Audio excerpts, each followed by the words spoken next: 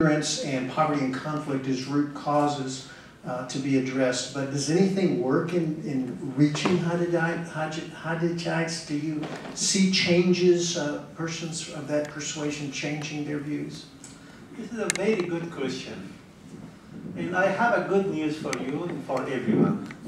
That Kharijites from the beginning was rejected in the Muslim world. So nobody accepted them. So now we have Shia, we have Sunni, we have Hanafi, Shafi'i, Maliki, different kind of schools of thought. But Kharijites are not among them. There are very few people emerging from here and there, and they get eliminated. This is one of the good news. The next thing I want to tell that there is another group by the name of Karamata. And the third group, Hashashin. The word Hashashin or assassination is Arabic. So this group appeared in the mountain of Lebanon, and they killed a lot of politicians, about 6-7 centuries ago, or 6 centuries ago. Scholars and religious leaders, but Muslim community did not accept them. So the first group was Kharijites, the rejected group. The second one was the terrorist group was Karamata, was rejected. The third one was Hashashin, or Hashashin. Hashashin means the people who use hashish, drug. Hashashin. So they were assassinating people, the scholars. Fakhruddin Razi, one of the scholars who was, he was almost to be assassinated at the time. At that time, time of Rumi, Maulana, by Hashashin. But they were also eliminated, finished. And I think there is hope, and I think if we could fight the ignorance and the poverty, the cultural poverty, the mental poverty, and the economic poverty, that is the only way. Military action is not, I think, it's not the most important tool to fight extremism. We should fight them in the battlefield of mind and heart. I think that's the solution.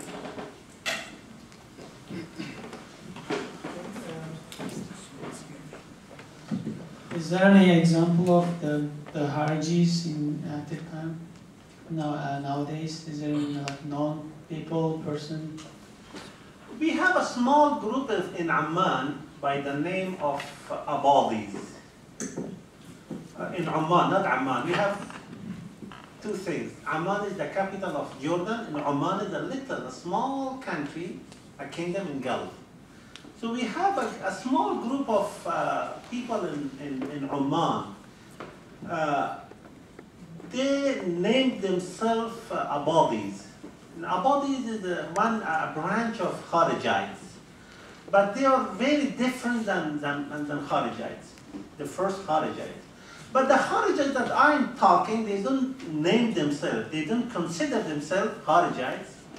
They know that this is will discredit them in the eyes of Muslim community. So they don't say that they are Kharijites, the people who I talked about, but they are Kharijites. When they see the characteristics, when they see the behavior, the way they understand, the way they are looking to things, the way they are dealing with people, they are Kharijites, 100%. And in the signs and the criterion that Prophet gave us, in the measurement that we can find the Kharijite, they are Kharijites. And according to Prophet Muhammad, peace be upon him, they keep coming.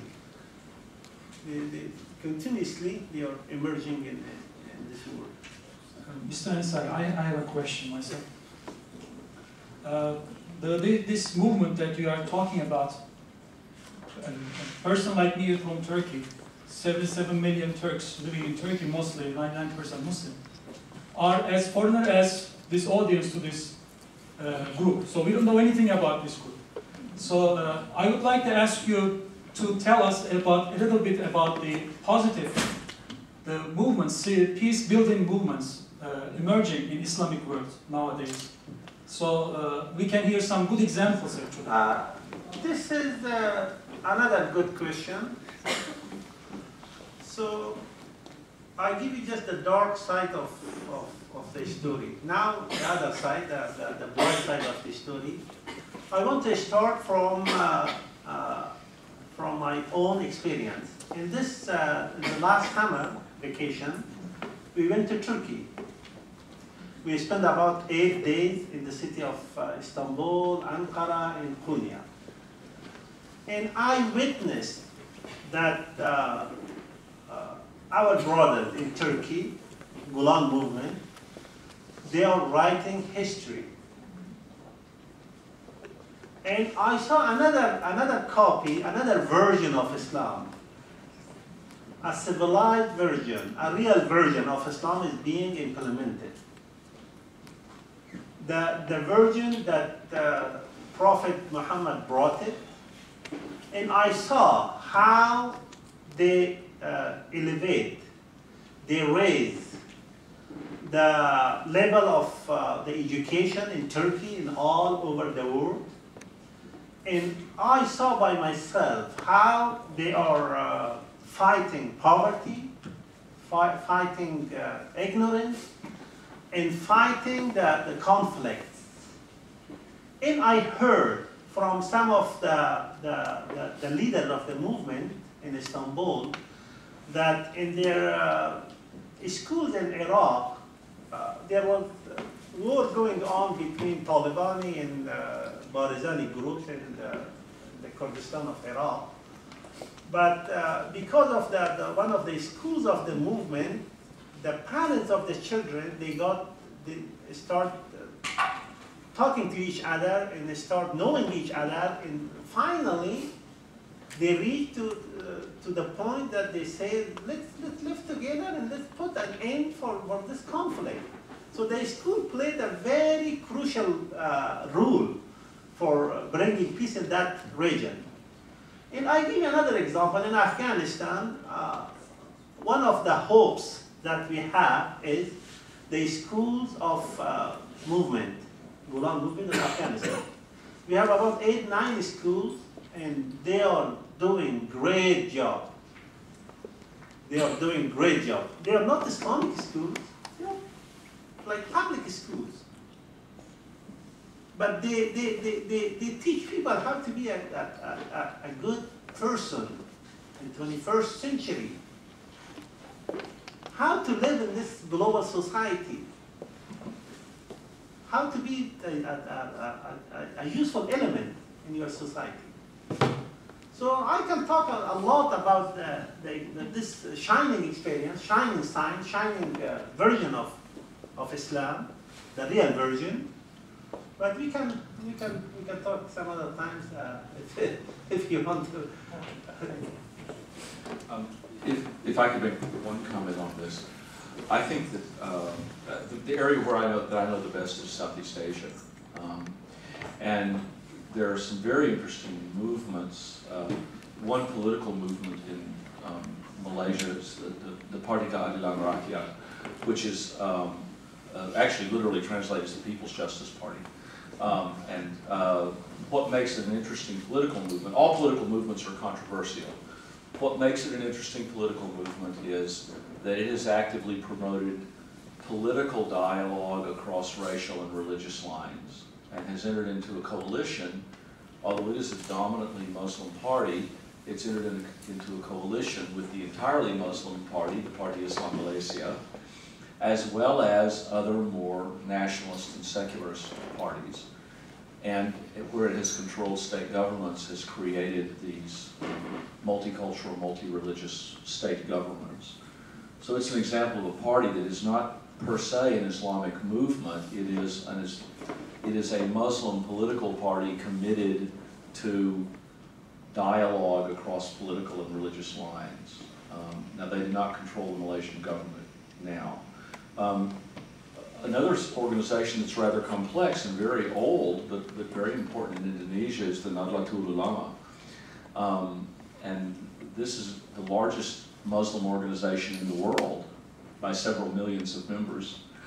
And it does not operate as a political party, but it again operates as a strong, relatively conservative Muslim movement, but very dedicated to dialogue, and dialogue with Indonesia's small Christian, Buddhist, and Hindu population, as well as dialogue with their own Islamic political rivals, and especially the Muhammadiyah. And it's that both of these groups sponsor large numbers of schools, and they tend to be Islamic schools, not secular schools like the Gulen. But the fact that these groups are open to dialogue across differences, both within their concept of Islam and across differences that are ethnic and religious, is, I think, very, very important for building up civil society institutions, and especially educational institutions. And so those are the ones I know that in Southeast Asia. I think that you could go country by country through the Muslim world and you would begin to find these. Some are civil society Muslim movements, some are political movements that are different from what we've seen in the past. Some are intellectual movements, the kind of work that came out of the work of Zaid bin Sadr of Pakistan, but more recently Tariq Ramadan and Abdullah Amin. All of these, I think, cross-interleaving movements are quite positive. So if I could just... Think of the Harmony schools here. Yeah. One of my neighbors is a math teacher in a Harmony school, and he has neighbors, his parents, all falling in love with Islam as evidenced by the Turkish effort in the Harmony schools. It's like one today. The comment was about the effectiveness of the Harmony schools and just helping people to realize the positive face of Islam.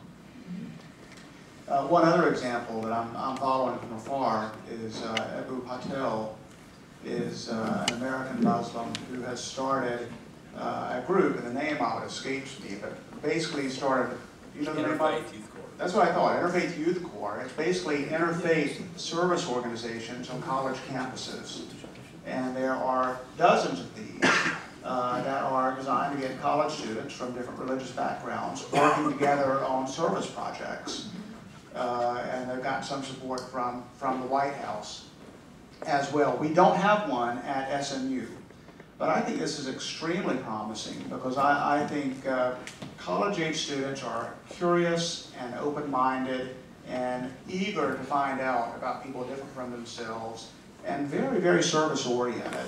So I will be watching that movement from afar, and perhaps with any luck from closer up, if the chapter started here.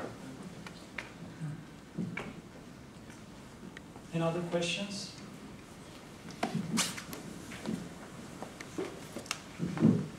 Would you explain what's going on with the legislatures? I was curious, I hadn't heard of the conflict between Sharia law and other laws. What were you, you were talking about legislatures of states. I'm like, what? I don't even know what's going on. What's going on there? Well, it's really interesting. There is there's basically a fear industry that is making the ridiculous charge that Muslims are trying to impose Sharia law on America or get their toehold into America to institute Sharia law. And by Sharia law, there's no broad understanding of it. It's the worst excesses of the Taliban. Yeah. So, right, that's the idea is that this must be what all Muslims are doing. So there's no awareness of, the broader understanding of Sharia or how it functions. I'll let Robert talk some about this, but there have been 13 states that have seen bills. Oklahoma's passed. I can't remember if others have passed. And these vary. Sometimes it is American courts can't rely on rulings from Sharia law, which again, what they're trying to say is